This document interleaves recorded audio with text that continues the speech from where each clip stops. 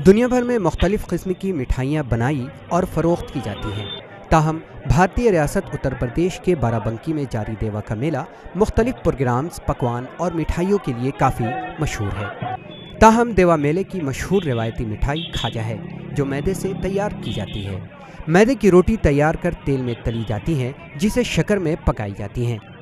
पहले मैदा सानी जाती है, उसके बाद में इसमें जो है साटन लगाया जाता है, जैसे पराठे में लगाया जाता है।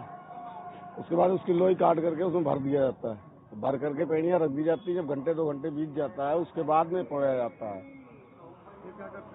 फिर उसके बाद में पका करके रख दिया जाएगा और उसके बाद 2-3 घंटे बाद तब इसकी पकाई होगी मीठे से।